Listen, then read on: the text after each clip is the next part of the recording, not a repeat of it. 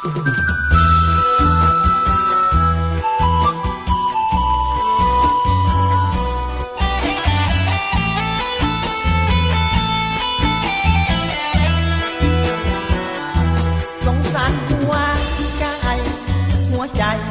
เป็นเมียน้อย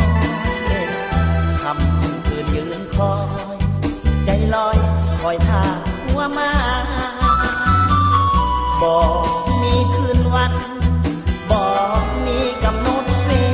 ลารอหาจังหวะโอกาสของเขาจะมีผัวทันทีก็ถือสามีคนอื่นเหมือนตายทางยืนสุดฝืนกำเกินชีวิต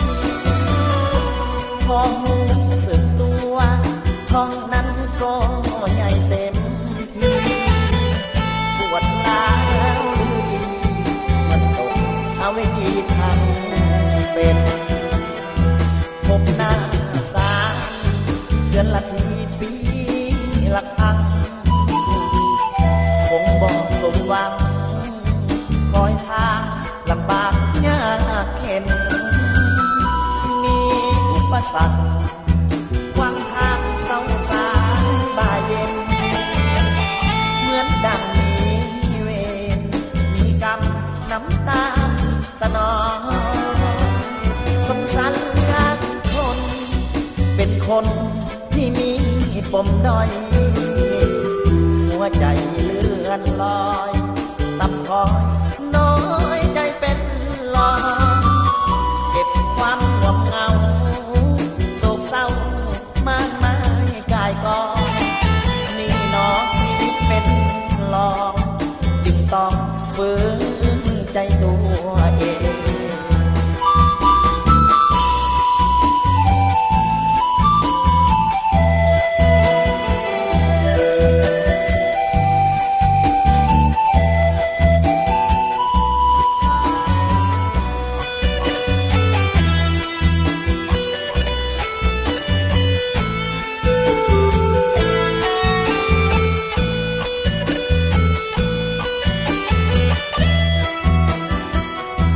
พบหน้าสามีเดือนละทีปีละครั้งคงบอกสมหวังคอยทางลำบากยากเข็น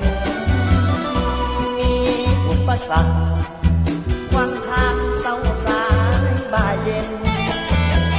เหมือนดังมีเวรมีกรรมน้ำตาสนองสงสารคนเป็นคนที่มีปมด้อยหัวใจเลื่อนลอย